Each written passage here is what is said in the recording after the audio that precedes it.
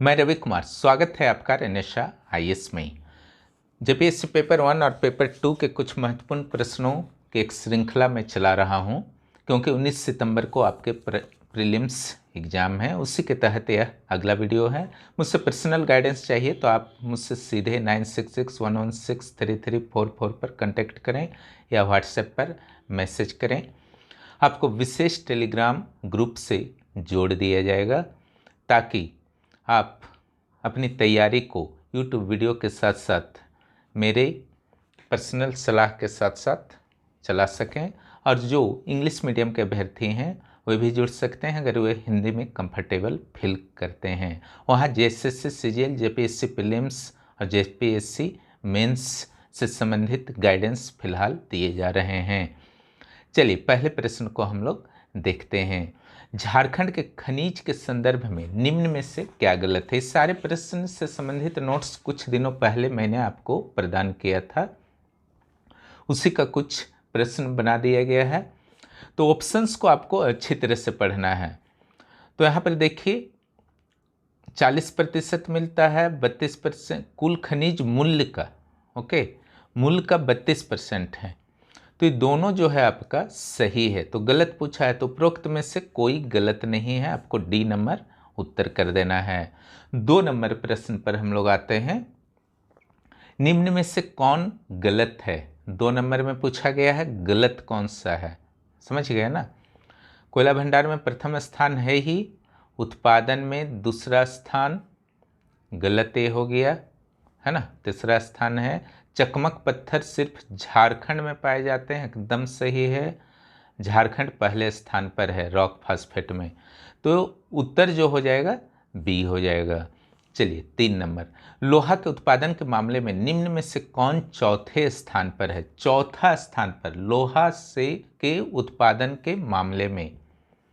तो इस सारा जो वीडियो है पहले वाले उसको आप देखेंगे। यहाँ पर 3 नंबर का जो उत्तर होगा कर्नाटक हो जाएगा। चलिए 4 नंबर, झारखंड निम्न में से किसके भंडारण में सर्वोच्च स्थान पर है। ये आपको अच्छी तरह से जानना चाहिए। कोकिंग कोल 90% से ऊपर जो है झारखंड में ही प्राप्त होते हैं। ग्रेनाइट और वैरोनाइट के भंडारण के मामले में झारखंड का भारत में कौन सा स्थान है।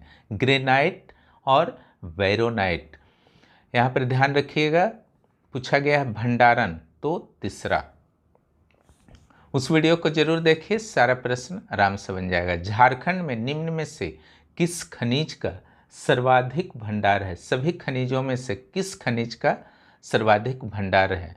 बॉक्साइट तांबे में तो आप कंफ्यूज नहीं करेंगे, यहाँ कर सकते हैं। तो यहाँ कोयला होगा निर्विवाद रूप से, लोहा बहुत कम है कोयला के अपेक्षा। झारखंड में निम्न में से किस कोयला का भंडार सर्वाधिक है। कौन सा ऐसा कोयला है जिसमें झारखंड जो है सर्वाधिक भंडार है। तो यहाँ पर जो होगा 7 का डी, उपरोक्त में से कोई नहीं, ना लिग्नाइट, ना मैग्नेटाइट, ना हेमेटाइट, समझ गए ना। 8 नंबर आइए, निम्न में से किसके भंडार के मामले में झारखंड का स्थान चौथा है।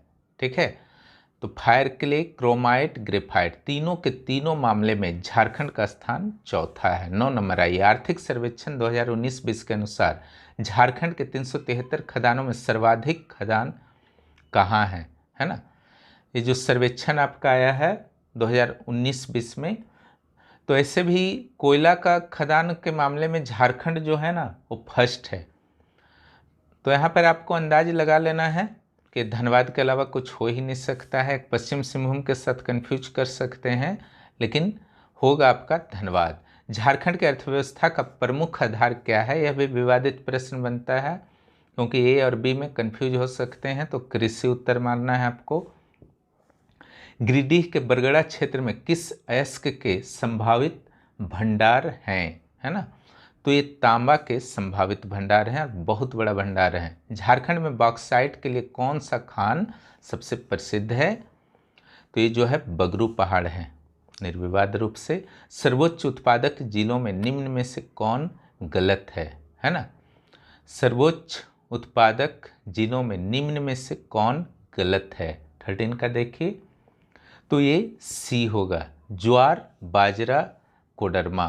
ठीक है, ये आपका गलत है। हमारे पुराने नोट्स को आप देख सकते हैं, अभी थोड़ा समय कम है इसलिए मैं ज़्यादा एक्सप्लेनेशन नहीं कर रहा हूँ। निम्न में से कौन कौन गलत है? 14 नंबर आइए, निम्न में से कौन कौन गलत है? झारखंड में कृषि भूमि 0.08 हेक्टेयर प्रति व्यक्ति है। बी नंबर, धान के बाद मक्का झारखंड का दूसरा प्रमुख फसल है।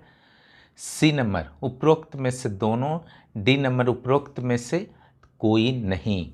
तो 14 का जो उत्तर है यह ए होगा, क्योंकि 1 का मैंने डाल दिया है। जहाँ तक कृषि का बात है तो 1.17 है हेक्टेयर पर कैपिटा। ओके, चलिए, ये तो था आपका झारखंड के कुछ करेंट खनिज से रिलेटेड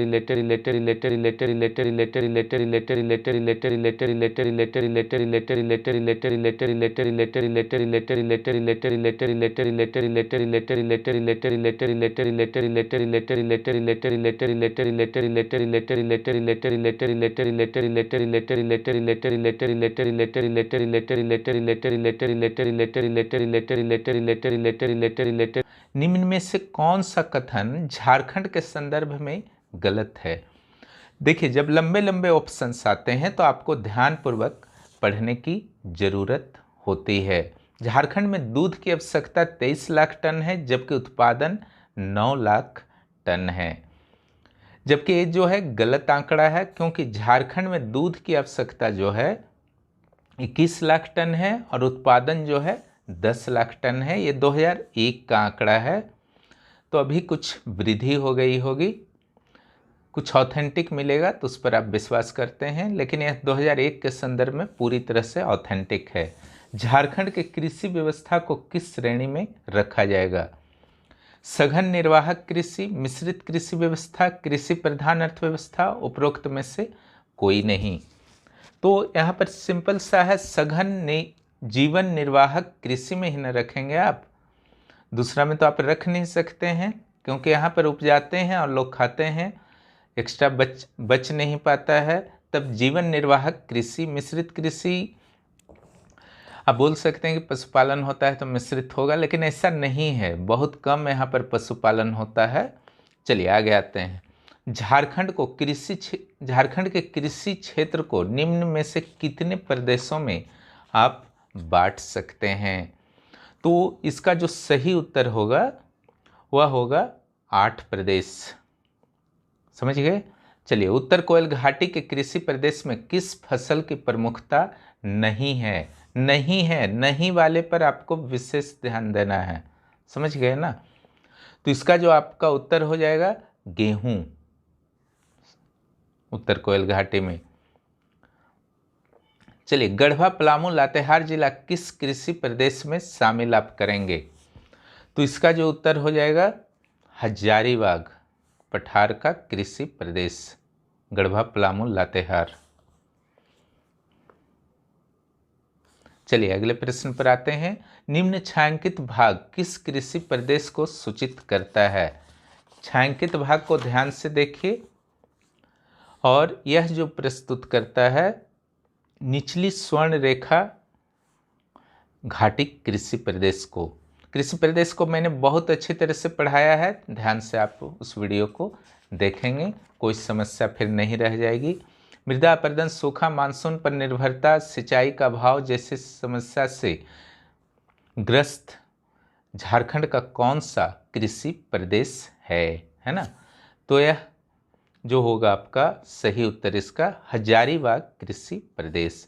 रामगढ़, गोला, चितरपुर किस कृषि प्रदेश का विकसित कृषि क्षेत्र है? तो यह दामोदर में आएगा, सिंपल सा चीज है, यह आराम से पकड़ सकते हैं। रांची पठार का कृषि प्रदेश में विकसित क्षेत्र पिठोरिया, बेड़ो, ठाकुरगंज, चुटिया किस खेती हेतु प्रसिद्ध है? यानी कि किसकी खेती, फूल, सब्जी, फल या दलहन?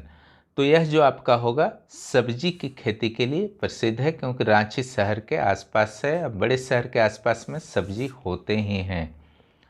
जलोढ़ मिट्टी की उपस्थिति के कारण उच्च स्तर का विकसित कृषि प्रदेश निम्न में से कौन है ना? तो उत्तर पूर्वी सीमांत कृषि प्रदेश हो जाएगा। ये तो इजी है आपका, क्योंकि गंगा नदी के दक्षिण की संकीर्ण पट्टी में चावल गेहूं अत्यधिक मात्रा में होते हैं। 11 नंबर आई, झारखंड में सिंचाई की आवश्यकता क्यों है? क्यों आवश्यकता है? तो आप ध्यान से सारे ऑप्शंस को पढ़ेंगे तो आपको निश्चित रूप से डी नंबर उत्तर मिल जाएंगे। यदि जल प्रबंधन एवं सिंचाई की उचित व्यवस्था की जाए तो किस क्षेत्र में सूखे की समस्या से निजात पाया जा सकता है? निश्चित रूप से सूखा के लिए पलामू गढ़वा आपका प्रसिद्ध है। चतरा लातेहार भी यहीं पर शामिल है, हालांकि लातेहार का कुछ ही भाग सूखा से प्रभावित है। झारखंड में सिंचाई के विभिन्न स्रोत तथा उसमें अग्रणी शहर जिला में कौन सुमेलित नहीं है? कौन सुमेलित नहीं है? तो यहां पर जो आपका होगा कुआं, सिमडेगा, नलकूप, लोहरदगा, ठीक है। तो कुआं सिमडेगा में नहीं है, यहाँ गुमला में, गुमला जिला जो है कुआं के द्वारा कृषि सिंचाई में सबसे आगे है। 14, झारखंड में सबसे कम नलकूप की सिंचाई किस क्षेत्र में होती है? तो सबसे कम अगर नलकूप का बात किया जाए तो यह देवघर है। यहाँ मात्र 4% क्षेत्र में नलकूप से सिंचाई होता है। निम्न छायांकित क्षेत्र कौन सा सूखा प्रभावित क्षेत्र के अंतर्गत आप शामिल करेंगे? तो यहाँ पर देखिए मध्यम सूखा क्षेत्र, उच्च सूखा क्षेत्र का तो इलाका ये सारा है ना। यहाँ पर जो हजारीबाग, कोडरमा, गिरिडीह, देवघर का कुछ पार्ट, ये सब जो है मध्यम सूखा क्षेत्र में आता है। भारतीय मौसम विभाग के द्वारा सूखे के निर्धारण हेतु तो कुछ मापदंड दिए गए हैं, इनमें से कौन गलत है ना? तो यहाँ पर देखिए सी नंबर को ध्यान से देखिए, वर्षा 40% से कम हो और समान वर्षा, अगर समान वर्षा जितना है उससे 40% से कम हो जाता है वर्षा तो सूखा क्षेत्र होता है। बाकी क्षेत्र के आसपास के क्षेत्र में जितना वर्षा होता है तो ये गलत है, क्योंकि 50% अगर कम होगा तब सूखा क्षेत्र में शामिल होगा।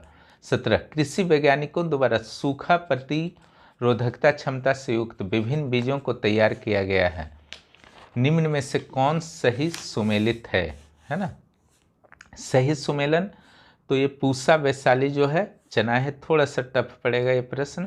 अत्यधिक शुष्क क्षेत्र में कैसे सिंचाई की व्यवस्था होनी चाहिए? ये इजी पड़ेगा, कोई बहुत बड़ा मैटर नहीं है। तो उपरोक्त सभी, चाहे ड्रिप हो, स्प्रिंकल हो, मल्पिंग भी उसी टाइप का होता है। झारखंड में कौन सी सिंचाई परियोजना अभी अपूर्ण है? झारखंड की कौन सी सिंचाई परियोजना जो है अभी अपूर्ण है? गुमानी बराज, उत्तरी कोयल, कांची, ठीक है। तो यहाँ पर जो है उत्तरी कोयल और गुमानी बराज, हालांकि उत्तरी कोयल अब लगभग पूर्ण हो गया है, इसलिए भी इसको बी ही उत्तर रखिएगा, बेहतर रहेगा। झारखंड की ग्राम भागीरथ योजना के तहत किस प्रकार के जल प्रबंधन की व्यवस्था है? तो यहाँ पर जो होगा तालाब, आहार, रोकबांध, तीनों, इसलिए इसका 20 का डी उत्तर हो जाएगा। समझ गए?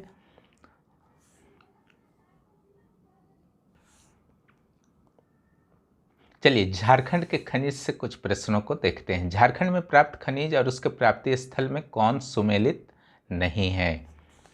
तो उस सारे को ध्यान से देखें तो वहीं पर गड़बड़ आपको फील होगा। टंगस्टन रांची में नहीं मिलता है, यह वास्तव में जो मिलता है थोड़ा बहुत सिंहभूम में भी मिलता है, कुछ नए खानों का पता चला है, लेकिन रांची में नहीं मिलता है।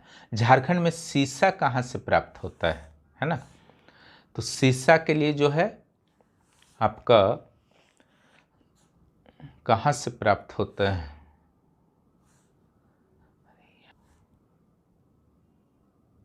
तो ये सिंहभूम हो जाएगा, समझ गए ना? सिंहभूम प्लस हजारीबाग भी कर लीजिएगा।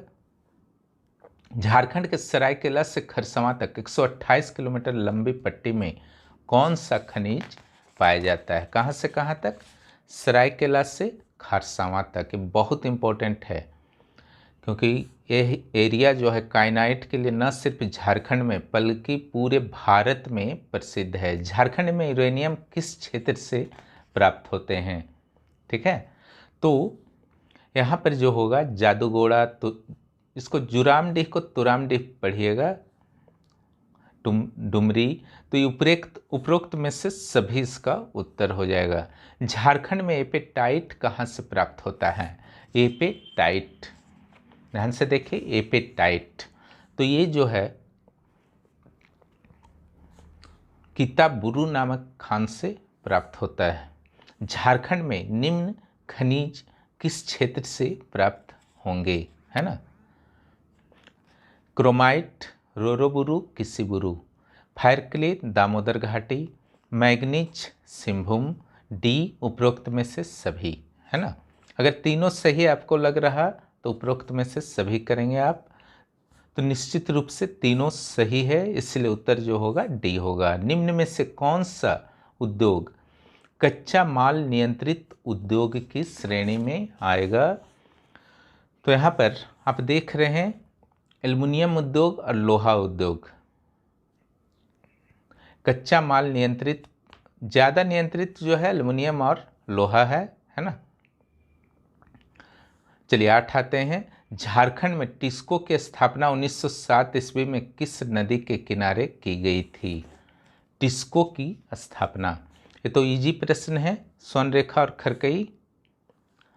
चलिए 5 नंबर, टिस्को में लौह इस्पात का उत्पादन कब आरंभ हुआ? लोहा इस्पात का उत्पादन, ध्यान रखिएगा, तो ये 1911 में, टिस्को की स्थापना नहीं पूछा जा रहा है ना। 10 नंबर, टिस्को द्वारा उत्पादन कार्य हेतु विभिन्न आवश्यक कारकों को जिस स्थान से प्राप्ति की जाती है उसमें कौन गलत सुमेलित है? तो यहाँ पर जो गलत सुमेलित है ना, ये वाला है डोलोमाइट मयूरभंज। ये वास्तव में सुंदरगढ़ से प्राप्त होता है। कहाँ से प्राप्त होता है? सुंदरगढ़ से डोलोमाइट। 11 नंबर आइए, बोकारो इस्पात संयंत्र की स्थापना किस पंचवर्षीय योजना के तहत की गई थी? तो ये जो हो जाएगा तृतीय पंचवर्षीय योजना के तहत की गई थी। बोकारो इस्पात संयंत्र को कच्चा माल जो प्राप्त होता है उसमें से आपको कौन सा गलत या सही सुमेलित है बताना है। तो यहाँ पर जो है लौहेस, किरीबुरी, भवनाथपुर, चूना, कोकिंग, तो ये उपरोक्त सभी है ना। बोकारो इस्पात संयंत्र की स्थापना किस देश के सहयोग से हुआ था? तो ये सोवियत रूस हो जाएगा। बोकारो इस्पात संयंत्र के संदर्भ में कौन सा कथन गलत है? समझ गए ना। तो इसका जो होगा विद्युत प्राप्ति बोकारो थर्मल जो लिखा हुआ है, तो वास्तव में पूरे डीवीसी से प्राप्त होता है, सिर्फ इससे प्राप्त नहीं होता है, डीवीसी प्रोजेक्ट से प्राप्त होता है। 100 टन सीमेंट उत्पादन हेतु कच्चे माल की कितनी मात्रा की आवश्यकता होगी? है ना, 100 टन का अगर आपको सीमेंट उत्पादन करना है तो कितना ज़रूरत होगा? तो इस सारा का सारा डाटा जो है आपका सही है, उपरोक्त में से सभी। झारखंड में प्रथम सीमेंट उत्पादन संयंत्र कहाँ?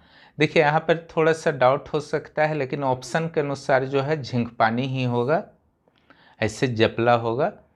एचसीसी सीमेंट उत्पादन संयंत्र की स्थापना झिंकपानी में कब हुई थी? झिंकपानी में कब हुई थी? एचसीसी वाला आपको याद कर लेना है, एचसीसी वाला याद कर लेना है, और जितने भी महत्वपूर्ण इंडस्ट्रीज की स्थापना झारखंड में हुई है सभी को अच्छी तरह से कर लेना है। ये 1934 है। भारत में प्रथम एल्युमिनियम संयंत्र की स्थापना 1937 में कहाँ हुई? भारत का प्रथम एल्युमिनियम संयंत्र, तो ये जो उत्तर होगा आपका आसनसोल, है ना, क्योंकि मुरी अगर आप उत्तर देते हैं तो ये 1938 में हुआ था, 37 में ये हुआ है और ये 38 में। झारखंड का प्रथम एल्युमिनियम संयंत्र, ये तो मुरी हो जाएगा 19 नंबर का। झारखंड में निम्न में से कौन सा स्थान इंजीनियरिंग उद्योग की इकाइयाँ स्थापित हैं? कहाँ, है ना। तो यहाँ पर कुमार धोबी में तो आपका है ही, समझ गए ना।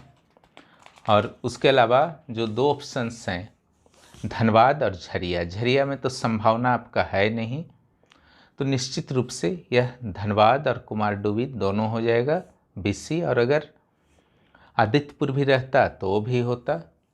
तो इतना ही प्रश्न आज आप लोगों को कराना था, जो आपकी परीक्षा की दृष्टि से महत्वपूर्ण है, आगामी JPSC परीक्षा की दृष्टि से। फिर मिलते हैं हम लोग अगले प्रश्नों की श्रृंखला के साथ। आप लोग एग्ज़ाम अच्छी तरह से दीजिए। और 2 टेस्ट पेपर जो हैं मेरे द्वारा, पेपर 1 और पेपर 2 के मेंबर्स के लिए लिए जा रहे हैं। उनके लिए तो निःशुल्क है, लेकिन जो मेंबर नहीं बने हैं, अगर उनको भी देने की इच्छा है इन दोनों टेस्टों को, तो निश्चित रूप से आप मुझे कॉल करें, मैं व्हाट्सएप पर उपलब्ध करा दूंगा। एक टेस्ट पेपर के आपके 50 रुपीज़ लगेंगे। पेपर 1 का लीजिएगा तो 50, दोनों लीजिएगा तो 100 लगेंगे। और आप लोग पढ़ाई अच्छी तरह से कीजिए, समय काफ़ी कम है, पूरी तरह से रणनीति से कीजिए, कुछ भी नया मत पढ़िए। जो पढ़े हैं उसी को फास्ट रिवीजन अब कीजिए, और हर सेक्शन से जुड़े रहिए। और CNT SPT को एक बार ज़रूर देख लेंगे, जो मैंने 156 क्वेश्चन दिया है। एग्ज़ाम से पहले कभी भी मौका निकाल कर ज़रूर देख लेंगे। बहुत बहुत धन्यवाद। फिर मिलते हैं।